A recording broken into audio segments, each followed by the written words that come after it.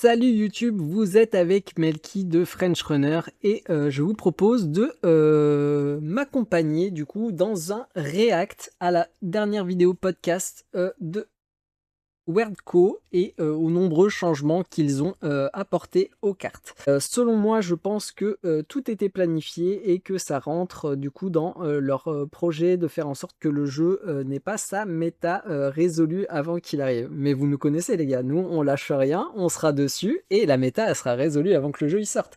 En 2026, je pense que c'est tout simplement pas possible. Même s'ils refaisaient une troisième refonte des cartes avant la sortie du jeu, je pense qu'en moins de 48 heures, il y aura déjà des stratégies, il y aura déjà des plans qui ont été déployés et il y aura des cartes qui seront disponibles sur des softs quels qu'ils soient. On est parti, on va aller chercher directement les cartes pour pas regarder 1h32 de vidéo ensemble et on commence sur V Street Kid. Donc là, du coup, ils ont fait un changement de coût, de force, et ils ont passé l'effet Defeated initial de vie en effet Call. Pourquoi pas, en vrai, ils ont fait, comme vous le verrez au cours de la vidéo, pas mal de ups sur les unités et sur les légendes. Je trouve ça plutôt cool. L'effet de Call ici est plus qu'indiqué, les illustrations sont magnifiques, rien à dire. C'est vraiment un up pour vie Street Kid. Prochaine carte, Royce. Bon, ils ont changé l'esthétique de la carte. Pour le texte, on est sur la même, donc on va passer assez vite. Doom Doom, eh ben là il y en a des choses à dire. Donc ils ont totalement refondu la légende. Maintenant en call, si vous défaites un gear, du coup vous piocherez 2 et pas 4. C'est un peu moins fort. Il y a un nouveau mot-clé du coup qui apparaît sur cette légende pour la première fois, c'est l'effet Quick. Donc Quick, qu'est-ce que c'est? C'est un effet réactif qui s'active seulement pendant une phase d'attaque. Donc quand votre unité va attaquer ou quand l'adversaire va vous attaquer avec une unité.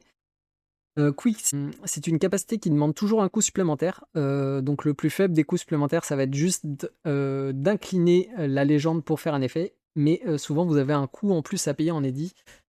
À voir ce que ça va donner en jeu parce que ça peut vite monter très cher et très vite. Donc ici le coût c'est payer un edit puis engager Doom Doom pour faire l'effet suivant. Vous pouvez donner à une unité alliée plus 1 de force ce tour-ci pour chaque gear qu'elle a. Donc ça fonctionne comme je vous l'ai dit quand vous allez attaquer avec une unité qui aurait des équipements ou quand vous allez bloquer notamment. Effet intéressant, ça donne plus de consistance à Doom Doom et c'est sûr qu'il sera plus facile à jouer que la version initiale. On approuve donc. Prochaine carte, Riverward. Alors là les gars, il aime Riverward. Hein. Moi je l'aime aussi, donc je ne me plains pas, je suis content. Riverward, Detective on the End, donc nouveau manteau et nouvelle illustration sur le personnage. Illustration magnifique, donc on souligne le travail. Et maintenant il a le mot-clé Quick. Donc en coût supplémentaire, spend juste Riverward. Donc comme je vous disais, c'est le coût de Quick le moins cher que vous pouvez avoir. Et vous le spendez pour faire quoi? Pour pouvoir équiper un équipement de 2 ou moins sur une unité sans contrainte.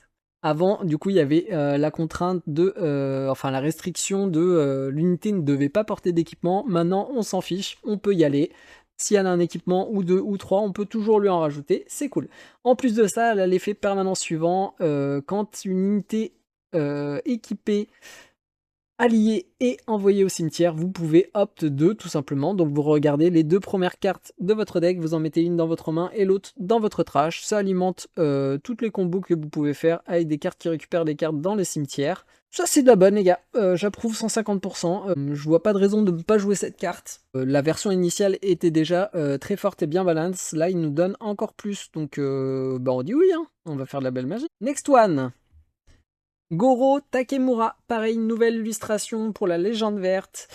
Effet de quick, vous payez 1 edit et vous engagez cette carte pour donner à une unité alliée avec un coût de 4 ou moins le trait bloqueur. Donc bloqueur c'est fort, ça vous permet d'interagir avec le plan de votre adversaire et de vous interposer quand il vous attaque vos unités ou vos dés. En plus de ça, si vous avez une value pair off gig, vous pourrez donner un bonus de +1 à cette unité. Donc à savoir que l'ancien Goro, du coup, il vous fallait de toute façon une value pair de dés, donc 2 dés dans votre friendly gig pool qui aurait la même value pour donner bloqueur. Donc là, maintenant, vous pouvez donner bloqueur sans contrainte à une unité de 4+, de 4-, pardon, et si vous avez 2 dés avec la même valeur, vous pouvez en plus lui donner +1 de force.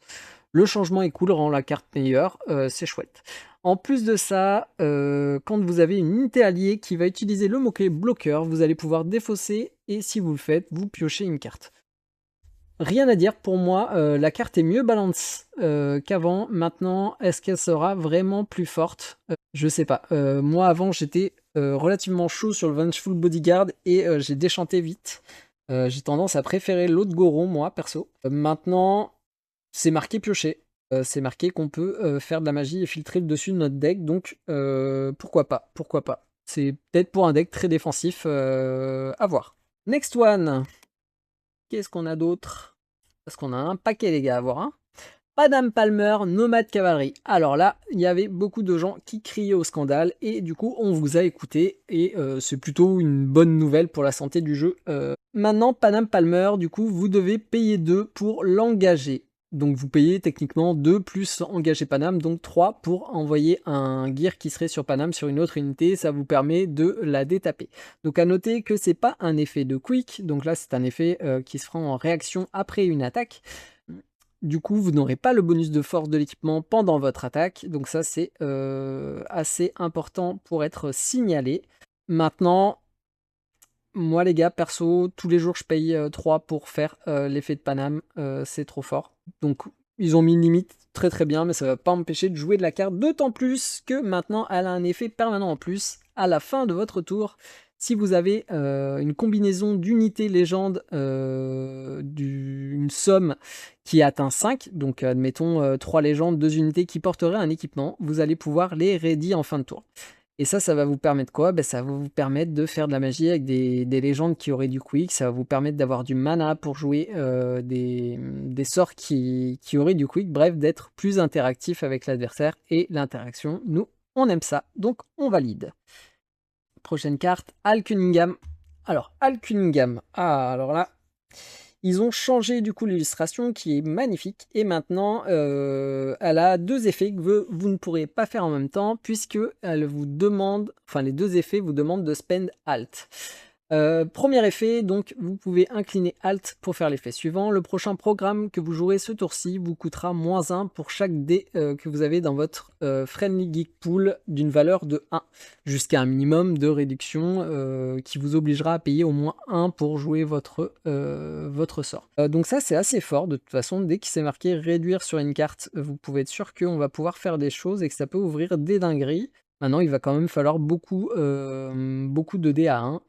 Et il va falloir aussi spend Hal Cunningham, donc il faudra au moins que vous puissiez avoir 2 dés à 1 pour que ça prenne vraiment du sens, sinon la réduction n'est pas oufissime.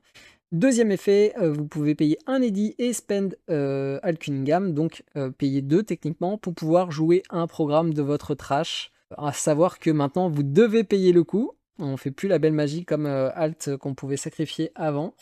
Et si vous jouez ce programme de votre défausse, vous allez ensuite le mettre sous votre deck pour pas pouvoir jouer en boucle en fait. Alors pour moi le deuxième effet il sera difficilement jouable parce qu'il faut payer le coût tout simplement. Le seul intérêt qu'Alt Cunningham avait avant c'est que vous pouviez potentiellement jouer un programme à 9 sans avoir à payer son coût. Et ça aurait pu être intéressant. Maintenant faut voir. Honnêtement je ne me prononce pas. C'est typiquement le genre de carte qui peut ouvrir des decks combo, donc à voir ce que le Hivemind peut faire avec cette carte. Petite notion aussi, quand je parle de Hivemind, du coup je parle de l'esprit de ruche. En gros c'est l'ensemble des données qui vont être apportées par les différents deck builders à travers le monde entier. Quand on réfléchit tout seul, on a souvent des idées, mais quand on réfléchit à 12 000 cerveaux, on va forcément plus loin. Et donc du coup quand je parle d'Hivemind, je parle de ça. Prochaine carte. Evelyn Parker. Donc Evelyn Parker, il y a des changements intéressants, il y a des bonnes choses à dire. Donc désormais, elle a l'effet suivant, when a friendly corpo or ganger unit. Donc là on parle de tag, c'est intéressant parce que ça ouvre des portes pour les decks tribal. Donc when a friendly corpo or ganger unit steals one or more gig, ready one eddy. Et il n'y a pas de limite, donc ça va être intéressant dans le sens où si vous attaquez avec une unité corpo, vous voulez un dé, vous allez pouvoir détaper un Eddy. Si vous y retournez avec une autre corpo ou avec un ganger, vous allez pouvoir revoler un dé et redétaper un Eddy. Donc techniquement, cette carte a la possibilité de vous doubler votre pool d'Eddy disponible pendant votre tour à partir du moment que vous faites une bonne combinaison. Donc très intéressant, et en plus de ça, du coup, elle a la capacité suivante, vous pouvez payer un Eddy et incliner Evelyn Parker pour choisir une unité adverse qui sera obligée de vous attaquer au tour suivant si elle le peut. Donc ça c'est fort aussi, ça nous fait penser fortement à la provocation dans MTG, et du coup, quand c'est nous qui choisissons les plans de notre adversaire, généralement ça peut faire de la belle magie. Donc j'aime beaucoup, on va tester, on va voir ce que ça fait, je valide. Next one, Jackie Wells. Bon, on l'avait dit les gars, on l'avait parié. On avait dit que le nouveau Jackie, du coup, ils allaient reward son card text pour dire que au lieu d'increase la value des dés, maintenant on va la réduire. Et que si on avait des dés à 1, on piochait une carte. El Sombreron. Alors celle-là, par contre, je l'avais pas vu venir. Du coup, ils ont changé El Sombreron, ils ont augmenté son coût de 1. Et du coup, sa trigger en attaque a changé. Maintenant, vous pouvez payer 2 Eddy. Et si vous le faites, cette unité gagnera plus X de force, X étant la valeur d'un dé que vous allez choisir à la max value. Donc vous avez cette condition obligatoire de max value. Alors la carte peut faire des dingueries, mais elle garde les mêmes défauts que l'ancienne. Elle peut faire des dingueries dans quel sens? Si vous avez juste un D4 à 4, du coup vous allez pouvoir attaquer à 8 pour un coup de 5. Ça c'est fort. Dans l'idéal, si vous avez au moins un dé de 6 à 6, vous allez déjà attaquer pour 10. Donc vous allez voler 2 dés. En fin de partie, vous pouvez avoir, admettons, à 20, vous serez à 24. Incroyable. Maintenant, elle garde les mêmes défauts, à savoir qu'elle est forte pendant votre tour et pas bonne pendant le tour adverse. Et elle peut se faire trade dans n'importe quoi. Donc en soi, la carte est balance, hein, vous me direz, c'est pas plus mal. Mais elle a un coût de 4 de RAM qui, pour moi, la rend compliquée à rentrer dans les decks. À voir, il y a peut-être de la belle magie à faire. Ça peut être une carte qui peut être game changer, comme la carte peut ne rien faire. C'est un peu trop greedy pour moi, mais la carte sera quand même impactante, je pense. Donc à voir. Suivante. On a l'impression d'être dans l'émission Next, non? Vous trouvez pas? Meredith Stout. Oh là là là là là là. Et quel changement. Alors la carte est passée du statut de injouable à auto-inclus dans tous les decks rouges. Pourquoi? Parce que maintenant elle a le trait bloqueur. Et bloqueur, c'est fort.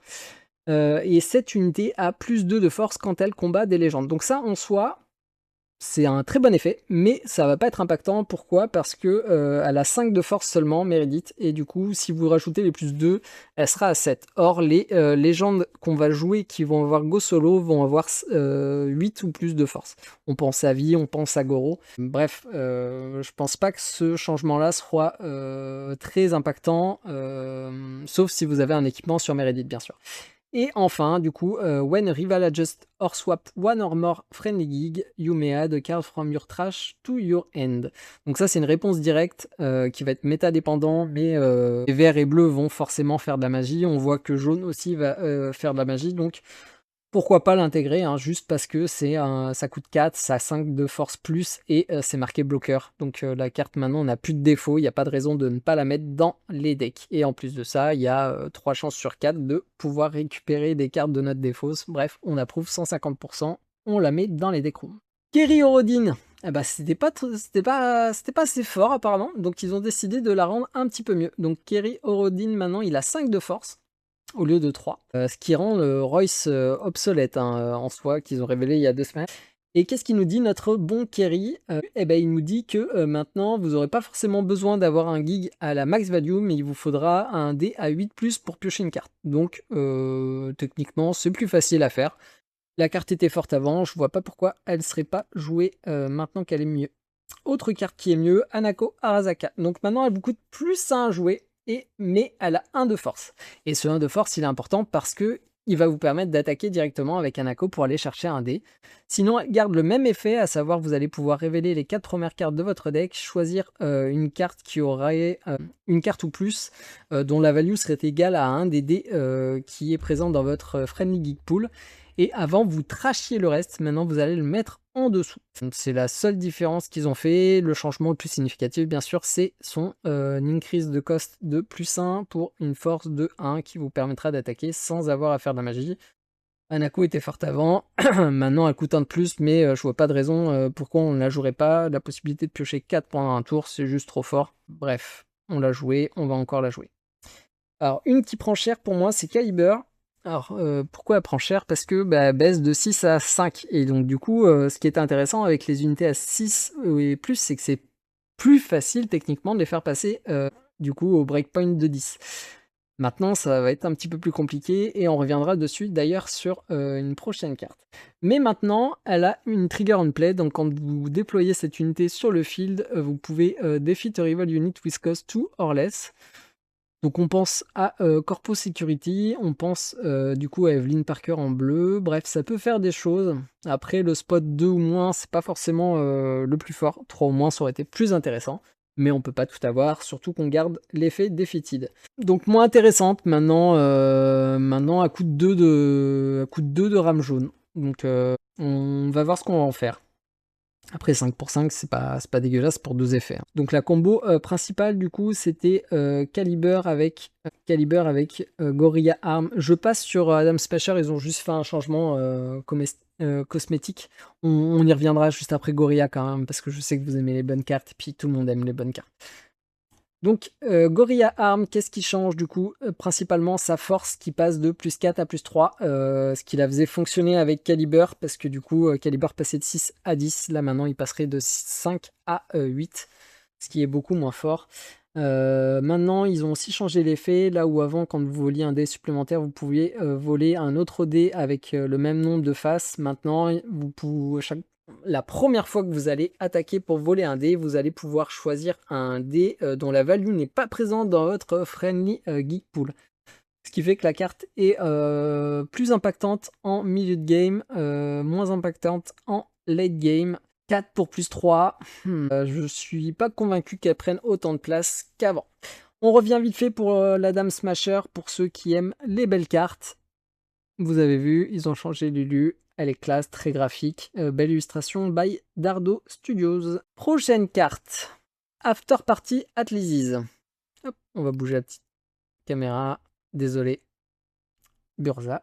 After Party, donc la carte n'était pas très bonne avant. On la jouait surtout pour en eddy, pour mettre en eddy. Maintenant, elle ne coûte moitié prix, elle ne coûte que 1. Vous pouvez ajuster la valeur d'un dé de plus ou moins 1. Il n'y a pas de limite, ça peut être vos dés à vous comme les dés de l'adversaire. Si vous avez 2 dés avec des values différentes, vous piochez un. On est dit, next one, Cyberpsychosis. Aïe aïe aïe aïe aïe aïe aïe. Alors cette carte elle était très forte parce que du coup elle était polyvalente. On pouvait la jouer pendant notre tour pour jouer pour gérer une bête adverse qui aura un équipement. Maintenant désormais on peut seulement jouer en quick. Donc ça veut dire qu'on est obligé de manger l'attaque dans les dents pour pouvoir faire des choses. Maintenant, si c'est le seul removal qu'on a, on va le jouer, mais beaucoup moins fort qu'avant. Là, avant, elle était auto-incluse. Maintenant, on est un peu triste. On est un peu triste pour cette carte aussi, Riding Nomad. C'était ma carte préférée. Avant, elle coûtait 6, mais elle tapait fort et elle pouvait attaquer les unités spend le tour où elle arrivait, mais elle avait 6 de force.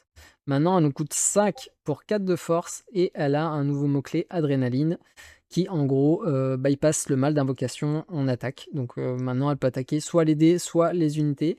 Maintenant, 5 pour 4, même si elle peut attaquer, c'est beaucoup moins fort, quoi. Avant, je l'utilisais beaucoup comme un removal. Maintenant, je suis pas sûr de lui trouver une place. Je vais voir. En tout cas, c'est plus ma carte préférée maintenant, c'est sûr. Merci Wardco. Vous avez brisé mes rêves. Next one. Placide, rien à dire. Next one. Une nouvelle carte révélée. Donc, vous avez vu un podcast très très riche. Hein. À chaque fois, bien sûr, ils vous expliquent pourquoi ils ont fait les changements, ce qu'ils en pensent et tout. Donc, le podcast est intéressant en soi, mais je vous laisserai le regarder de votre côté parce qu'on n'a pas le time, les gars. On n'a pas le time.